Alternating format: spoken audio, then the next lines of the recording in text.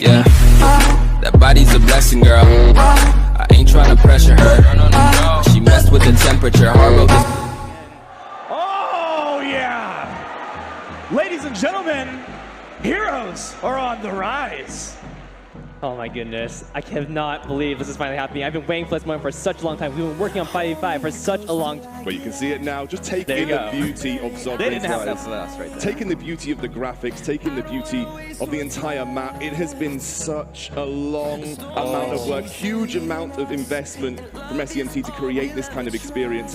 And right now you can see, this is the new meta opening up. We've got double jungle, we've got double mid lane. There is everything going on here. The meta is so diverse already. How delicious is this map right here? I mean, my eyes can barely handle what I'm actually seeing. Now, okay, we have players fanned out all across the map. You talked about all of the different ways that we can approach this game. It looks like these guys have kind of figured out what they want to do here in the early game. Yeah, one of the great things about Sovereign's Rise is that the amount of depth, the amount of strategies that you can start, even just opening up the game, are limitless. Players have so many more options in these opening minutes, and even later into the game, you'll see these teams, they'll be doing some crazy things that you'll never see on the Halcyon Fold.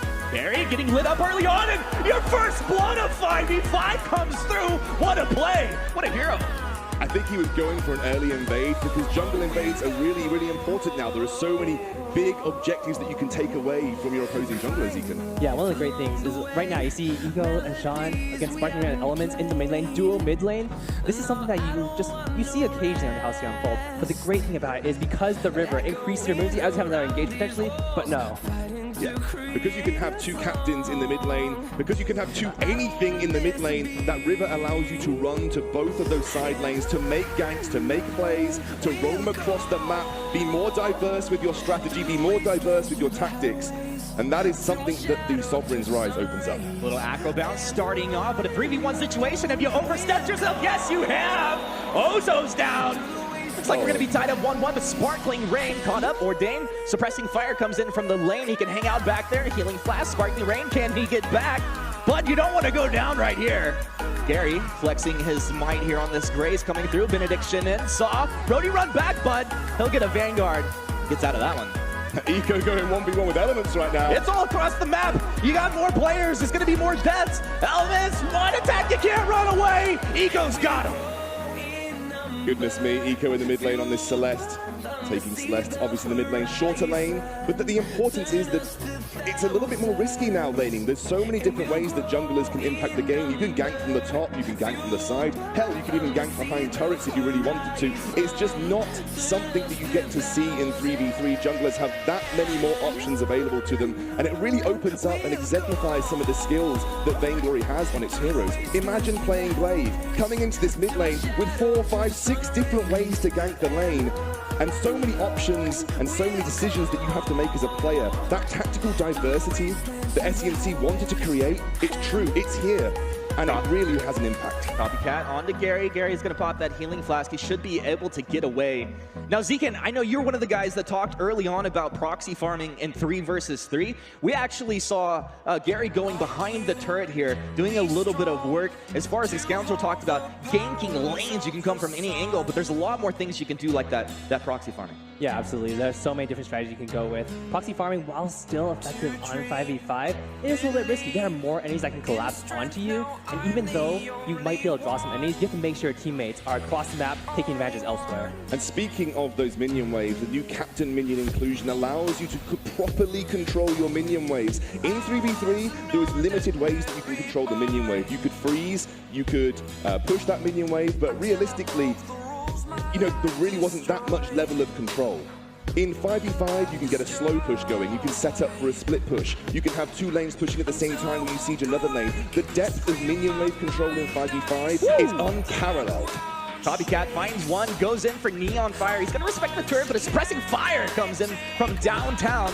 A lot of damage coming out here. Looks like, oh, river shots are going to be spawning in just a moment. Now, this is another important strategical point across the map that's going to be on both sides. Zekan, can you break that one down for us? Yeah, absolutely. River shots spawning both the top and the bottom river on the sides across from the boss pits.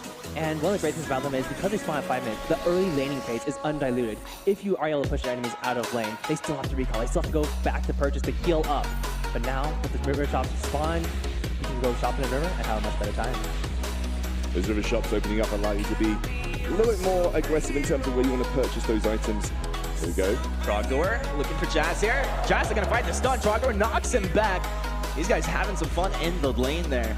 I mean, we talk about all the rotations you can have, but I see a lot of these scout camps across the map. I mean, it looks like these guys have a pretty good idea exactly of how they want to control the map using these. Yeah, scout cams, the new addition in terms of vision control. It allows you to place a permanent vision item that can get killed off by your enemies, but it allows you to control portions of the map in a way that you wouldn't have been able to in 3v3. Everybody can place them. No more we need vision pings for your captain. Everybody has control of the vision in 5v5. Captains can upgrade, captains can get more, but everybody is responsible for their own vision in some way, shape, or form. So it's no longer captains we need vision, it's team. I would like that as a ping.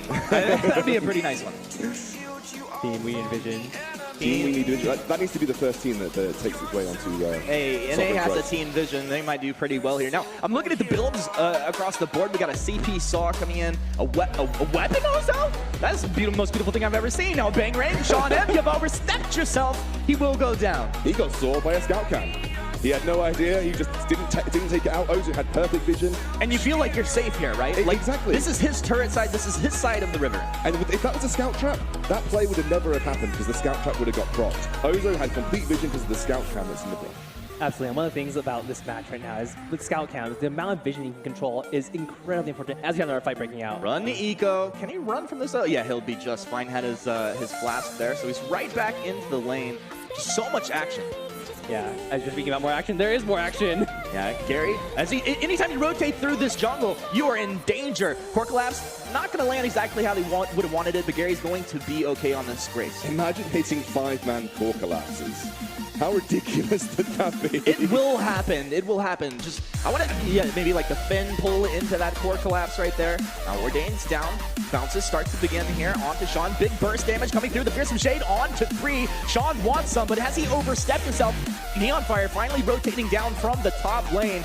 Kind of pokes onto his opponent's area. He will force them off and then quickly runs down the river, giving him that move speed up towards his top lane. Now another bang rank finally coming up. Eco didn't respect his opponents and will go down. It's going to be 5-3 here early on. Yeah, gotta put down the scout cams, right? Exactly, those scout cams giving you the opportunity to seek vision out. And something that I want to touch on that Captain Nito touched on in his video is this edition of Fog of War, the first true Fog of War to come to a mobile MOBA. What it is you technically have it in 3v3, but it is a true visual representation of what you can see on the map. The Fog of War clearly defines what you can and can't see, where your vision boundaries are, and obviously the scout cams add to that as well. Absolutely, this is so incredibly important because it means that it is so much easier and so much more intuitive to control vision for your team and against your enemies. Being able to see exactly what you know exactly where enemies are rotating, it makes it so much better. So Zekan, it is past 7 minutes 30. Blackpool has made his way onto the Sovereign's Rise. I think you need to have this little bit of action, Humanist. Yeah, let's see. It's going to go down. Oh, a nice little roadie run, and that's the CP Saw doing work. Bing ring. Knock the piece back. Cross the map! Who is this guy? And cross-map snipe from Celeste. And believe it or not, they've had their range increase so they can get across the entire Sovereign's Rise. Sean stunned up by the gauntlet, but nothing to follow. That was a couple big ultimates actually used out there. He's going to try to port. Elements has come down. Look for the buckshot. He throws it. He's got him. And he's dropped a buff. He dropped that crystal buff that we were talking about, Zekan. How does that work with these new crystal jungle monsters you can get the buff from? People drop it when they die and you can steal it off them, right? Absolutely. But first, you have Eco getting caught out, but he'll be just fine. Eco, good guy. He's going to get out of this one. Zekan, I'm pretty sure he's going to get out and give you a moment to explain this. All right, we're going to assume he's going to make it out of here. But the new crystal treant, the new weapon treant, the buffs they grant you when you die, they do drop on the ground. So that might seem like a bad thing, but your allies can pick it up. Your enemies can pick it up. If you're on the back foot, you can kill an enemy with that buff, you can take it for yourself. And they grant you significant boosts to your power if you're weapon power or crystal power, meaning obviously huge impact if you manage to get them in a fight. Neon seems to have got the... How is this happening? How is a Saw getting outpushed? I guess he's CP, but he's going to get caught out by Arden coming through. It's all right. Saw defend turret at this point. Saw will be looking for some kills. We see these captain minions coming through. Now, you talked about earlier how this can add to actual lane control. Hellfire Brew, not a big deal. I mean, what's one way that you might play that out, Zekan? So the best way to play this out is, well, as just Yell gets, knocked down a little bit by Trogdor. Will he make it out? You know what he wants. Him. Doesn't have the energy here for the afterburn. Moves in, has the stun, but Sean is there. A little bit of a teamwork, and they find the kill. All right, talking about Captain Minions just a little more. If you have a minion wave, meet in the center of the lane, and you take out the enemy Captain Minion, just leave it there for a bit. After a little bit, like a minute or so, you'll have 2-3 waves built up. You just leave it there. They'll take the enemy turret for you if no one comes to contest it. Exactly, and the difference to 3v3, you can truly stack minion waves. You can truly employ minions in your favor to get those pushes onto lanes and take turrets by themselves. It doesn't quite happen that smoothly and that regularly in 3v3, but you can really stack them using that captain minion tactic. Absolutely, taking advantage of the multiple lanes on the map is so incredibly important. Being able to force your opponents to go defend against a minion wave means you have 5 people on the field while they only have 4. Exactly, and that brings in those whole different styles of tactics and elements. Manages to get out there. He has got Solar Storm available, Eco. You know he's going to throw it. Oh, just clips him on the edge of that one. Should be able to get out. no! Gary with the boost. Oh, downtown. Gary with the plays as Eco But goes down Eco to caught out. copycat. You got to respect this Ozo. And Ozo's gone breaking point here as well, so that's going to be stacking up through these fights. Big He's ring going back. Gary, pretty tanky. It feels like he should get out of this with the gauntlet down. He's going to be okay. Self-defined intervention, little 3-ring circus. Holy Nova will clip him. A roadie run in, but he's not low on health, not a big deal. Suppressing fire though, significant damage. Oh, he boosted up. Exceptions would approve of that one. Oh, Gary's going in 1 versus 3 right now. The action all over the shop as you get a 3-man push into the mid lane, whilst the other lanes are being tended to. Neon coming down. And Neon's there. Hellfire Brew, he's going to move in with the boots, turn around, but 3-ring circus plus that roadie run. Suppressing fire comes down. Bounce, baby, bounce. The core collapse is going to go ahead and stun this off. They've lost 2. It's only 3 on the map over here for Team Sovereign at this point. And it looks like we're going to have a little bit of aggression here into this mid lane. And I actually wonder if they're setting up for anything. Like, we do have Blacklaw actually out on the map. When will one of these teams get in there and try to take this objective? I mean, this is a lot of fighting right now. Yeah, it looked like potentially you were looking for a 4-man, 5-man group up. Kestrel's kind of stuck split pushing in the side lane here, but it definitely looks like the red team just looking to group up around this Blacklaw. Again, it is something that you want to gain vision control of. It's a big objective that you'll fight over. You can imagine seeing 5v5 Vainglory fights around these huge objectives while Blacklaw is breathing fire on all of the teams. It's just unimaginable how epic that can look. Yeah, but oh, never mind. Go for it. You got it, Zekan. I think they're just a little bit of poke right now, actually. All right. So one of the great things about 5v5 is also that because there are so many diverse trends, oh, here it is, go for it. You got it. Solar Storm tears on through. Team Rise looks like they're in a bad place. Neon Fire, he's out for blood, and this guy doesn't matter. PBE, he wants some kills. They are able to get one. Jazz down. Now they're going to move in. Sparkly Rain stunned up, shot down. Suddenly, Team Sovereign is in a great place. You thought setting up 3-man CC combos was good. Imagine setting up 5-man CC combos. That's not right. That's not right. But with more people on the map, more people can go for crucibles. Suddenly those echo skills, there are more ways to get around it. Lots of different build diversity can come through here as the Hellfire Brew. That's going to chase you all the way home, buddy. That one just burns them all the way down. Hell yeah. I like it when a sword goes down. It's the truth when they enter a buckshot. Copycat trying to get a little bit of the healing. He's stacked up with the breaking point, but will go down. Gary doing a lot of damage here. And now has Gary actually, he's leveled up his scout cams here a little bit? Absolutely. So that actually gives him a few more scout cams to place down, lowers the cooldown, and he's able to place them for longer and they'll be a little bit more durable. But one of the great things is, I feel like I don't even have time to talk. There's just action all over the map. There's so much fighting. Jazz gets back with a little bit of an active camo usage there. Trogdor really out for blood. Yeah, and this is the Jasil. He's playing a sort of split push Kestrel here, and that's paying homage to the kind of different diversity of tactics that you can bring to 5v5. You could see the true split push compositions as he's going to Trogdor. miss on that ultimate. Will find that stun knockback, but he's gone too far. Ace's high connects, but a divine intervention. Gary rotated over. This is exactly what they need to do, and it looks like these guys making some pretty nice rotations through this map, using that river to their advantage. Bangrang knocks Trogdor back, but the afterburn allows him to get into a defensive position. Peel that Ozo off, and they're out of there. Ghostwing should be coming onto the map soon as well. A huge team fight buff that a team could choose to take. We haven't even seen a Blacklaw take yet because there has been so much action. Neon going in into Soldier. Yeah, you're done. There's no way you get out of that one. Again, I like it when Sword dies. I'm an anti-Sword player. Wow.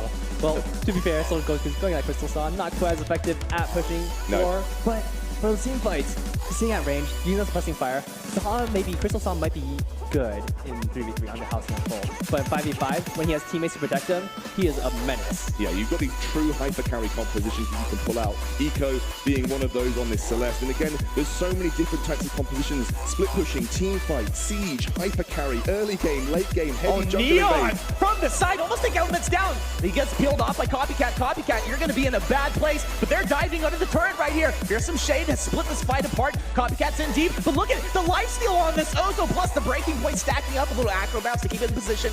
Gary, he is that tanky support on the front line, will be able to get out of here for his team. It's only one player that's gone down thus far.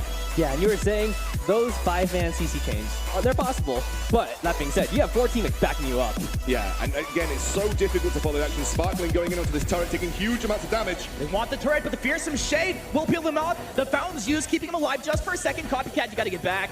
You will not be able to do so. Too much damage output, and look at the crit coming through here. It's actually nice to see a Ringo. Hey, Ringo OP, bro. Out on the map right now. Now, Sovereign's Rise is a thing of beauty at this point. They're going to push on to this mid lane turret. Right now, the blue side have been making good effective rotations around the map. Again, this is something that you can achieve in 5v5. There are true rotations. We talk about rotations in 3v3, but realistically, they're just from jungle to lane. Now you have rotations around objectives. Now you have rotations between lanes. You can group up and take turrets as a unit and look to exploit every single lane as a win condition. Yeah, absolutely. One of the great things is, watch Team Sovereign. They're running around the river. It might seem like they're not doing much, but they're dropping those scout hounds, getting that deep vision, making sure that when they want the objective, when they want ghosting, they can go take it. Both these teams very apprehensive right now. No one willing to commit because of kind of the onslaught that can ensue. That's a scout cam into Blackpaw for the red side. They're going to keep tracks of that objective as Sparkling locked up. A lot of strategical vision plays down. Sparkling Rain will use his boots to get back there. So defensive gauntlet down, Neon Fire, he's in deep, Ringo a lot of damage, but a squishy hero, he's peeled off, the Art stays alive, drops back in with the Vanguard, his Solar Storm tears on through, Sparkling Rain still alive, but Afro Bounce comes in, the core collapse will peel Copycat off, big benediction in! Gary just making the plays here on this Grace. What an incredible hero. They're going to lose 2. Now Rise on the run. They can't get away from the Celeste, who has scaled up 17 minutes in here. They're going to be able to take this gold camp on the back. Also, Ego, he's not afraid to be throwing these abilities into the base at this point. Jazz, big glitter shots coming through. Fearsome Shade off the mark. Jazz moves forward, finds one. Gary right back in. Will he be able to get stunned up? They turn around. Gary locked down at this point. Doesn't have healing. Double kill comes through for Jazziel. Now, looks like it's a turret take at minimum here. Yeah, but that was a distraction. 2 members of this 5-man team distracting in the front line while the rest of them focus the turret. Again, the ways you can split these team fights up. I don't know how you're following the action, Humanist. This is mental. That is going to be a one-shot, one-kill. I'm blacked out. I don't know what happened. I think that was a one-shot, one-kill to check Blackclaw. I think they used that to check Blackclaw to make sure that it wasn't getting taken. So smart. Jazz! Stunned up! You're so sneaky! Oh, Eco, you know Eco was leading that engage right there. Now, they found one. How many kills do you actually have to get before you go in for one of these big objectives? Buckshot, Trogdor, Afterburn, caught him on the edge. Reflex, but he's stunned up anyway. Elements, he's got him. I think kills is a word that we could use to describe very, very different games. It really depends on your control of the game. If you push those lanes in, you set slow pushes up that allow the enemy to have to go and deal with them in the side lanes. Like Zekin said, you can commit to an objective like that as Soldier. Yeah, Soldier, he's going to be caught out there. Maybe felt like he could get a little bit more done. Now, the scout cams are placed here. You can see that Sovereign scout cam will be seen out by Rise, vice versa as well. So these guys, they need to get in there and actually clear those out as this vision starts going down. That's a big push in the mid lane here for the blue side. Both Sean and Eco moving, and Gary, the baller! Gary gets in there, calculated, throws the fountain. He will go down, but they get pretty good chip damage onto this turret. Yeah, they do. Again, when you take down an armory, it's really impactful, Zekin. You manage to, I think you weaken your enemy minions so you can get a slow push in that lane consistently, right? Absolutely. The way it works is you actually strengthen your ally minions, you weaken the enemy minions, and it also weakens the Bane Crystal abilities. I think the Bane Crystal, if you take one of the armories, loses its targeted missile ability. It only has that stun ability left from what I remember. It actually, well, Rogdor going into the steal, not quite getting it. Elements making it out with that Crystal buff. Just whipping on that Ace's side, but not a big deal. Yeah, the way it works is actually the empowered Halcyon missiles become, instead of 3, they become 2, and they go down slow. Yeah, I understand. Oh my goodness, the CP Saw doing work. The one shot's going to come out a little bit of damage, but it's negligible. Fountain's out, suddenly Team Rise are in fighting shape with the gauntlet down. They move forward here, flexing their might in a 5 vs 4 situation. Neon Fire's gonna stutter step, trying to move back, stack up that breaking point. Copycat's in, trying to show him he is the boss, he is the Ozo, but split apart from his team. He's taking out 1,100 damage on that Saw. Feels pretty good, man. Turns around, drops the suppressing fire. Rise are going to be able to get out of it. They just lose the Ozo. Copycat a little bit overextended there, but he did set his team up for a really big push. Gary going in. He has got no fear on this Grace. And I feel like this should just be like a weapon Grace at this point. He's just doing so much work. Big feared some shade actually tearing on through, and Team Rise got to be pretty careful. I think he heard you. He's picked up a 6 sings. Gary looking very smart, Gary. I like it a lot. Very long range composition coming out from the red side. They've got CP Saw, they've got CP Gwen. The only person that really dives in is this Ozo, because Jassiel obviously pretty much playing a glimmer shot focus build with the addition of Bonesaw. So they're playing a long range poke style composition. Yeah, absolutely. But what I want to see is, I want to see one of these teams take control of one of these objectives, get that vision control down. Sovereign, they've been doing a pretty good job of it. Rise has not been contesting it so much, but Sovereign really needs to make a move. Fearsome shade, trying to peel off here. You guys are pretty low. It looks like Sean's caught out. He gets the Divine Intervention. Ooh. He will stay alive. Eventually taken down. Huge burst damage potential. Gary stunned up. Free-ring on through. And that's 2 kills. Suddenly it feels like there are a lot of things to take. Push, boys. Wow. So they have to go ahead and port back here.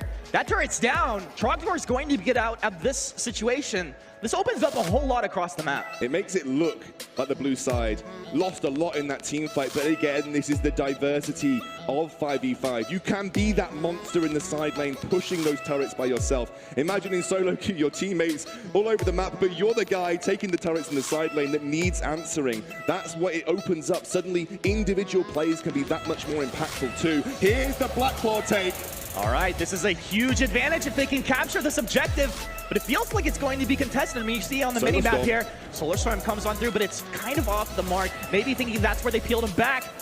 Black Claw has been unleashed, and potential fight will come out here. Trogdor, he started the engage. They need to stay alive. They can't defend this push if they lose heroes at this point. Bing Ring comes in, blocked off. It will be Sean to go down first. Now, Aqua Bounce comes on through. Trogdor tries to peel, but he goes down as well. They've lost 2. And suddenly things are looking really good for Rise at this point. They come on in, Copycat's there. Ozo doing work, this weapon Ozo, a thing of beauty. But look at Black Claw burning down the mid lane here. A huge execute from Saw, drops the suppressing fire. Gary goes in, but has he bit off more than he can chew? It sure does look like it, he will go down. And a bit of a disaster here for Team Sovereign. Wow, they played that fight so well. Sparkling Rain managed to separate out the entire 5 members, trap those in there, and again, they've got heavy zone control with that Saw, with that Gwen. The huge damage going down onto this armory. They're onto the armory. The armory has been taken down. If they can get out of here without losing any heroes, it would be huge. Fearsome Shade, able to find one, throws them into the wall. CP Saw, yeah, he's going to go down. Neon Fire making the plays. Looks like Neon wants to chase, but they've still got to deal with this Black Claw. Yeah, he's going on the Vein Crystal. Eventually, it should be able to target him down. I think he takes increased damage from the Vein Crystal when those Halcyon Missiles target him, but they should be able to get him down before that. That is the first armory of the game going down. Mid lane has become much more impactful. There's a lot more strength coming through for the minions in that mid lane on the blue side. Absolutely, and one of the things you saw right there was the Team Rise. They were able to take down Black Claw and push with it. Pushing with it is very effective. However, you still have other options. If you want to leave it in the mid lane and take a side lane, go for it. And this is fantastic for teams. Oh, as you see, Ghost Wing is being started. Yeah, Saw's not quite up yet. Ghost Wing is going to get started. This is a quick take of an objective by the blue squad. This will give them a team-wide buff that will make them excel in team fights, and they still have open lanes that they can look to push. That top lane has just the armory standing between them and the Vein Crystal. This is going to be unanswered. The vision just isn't there. Now, as we look at this, this is a huge take, and it's a defensive buff that you're receiving, but do you see this as more defensive or an offensive tool? I think it can be a bit of both. It allows you to recuperate outside of team fights, but also allows you to go into team fights with a little bit of extra strength. Absolutely. The way this buff works is that while you're out of combat, you get extra health regeneration, get extra energy recharge, and you get a regenerating barrier, which is pretty sweet. This is pretty interesting movements coming through here. As they move up as 5 into this top lane. You can almost sense some fear here. Von C would not approve of these rotations. You can almost smell the fear on these players right now. As Rise so close to maybe closing this game out. Now they move in, a huge clash. Look for the stuns into this gauntlet. They're going to turn it around. We'll lose one as Jas drops down. Trogdor dropping low, gets the divine intervention. They have to kite backwards. You have huge burst potential, but you're so squishy. They move in. This is Elements back. Gary zoning them out. Copycat goes down on the front side. Sovereign have flipped this one around while their base is in shambles. They have taken this fight. They move in. Fearsome Shade takes down Soldier. They don't lose anybody. What an epic fight coming out of these guys. And that is the danger of overextension. Team Rise, they went a little bit too far with that Black Claw push. They didn't get the vision that they needed for Sovereign, and Sovereign, they went for that Ghost Wing and were immediately able to turn the game around. And they have that big team fight buff that Ghost Wing provides. That's This is a long respawn. Have these guys ended this game right here, right now? Right here, right now, Humanist. Oh my goodness, it looked like this was going the other way. They defend on a sliver of health. They turn it around. The respawns are too late, and they've done it. They've won the first game of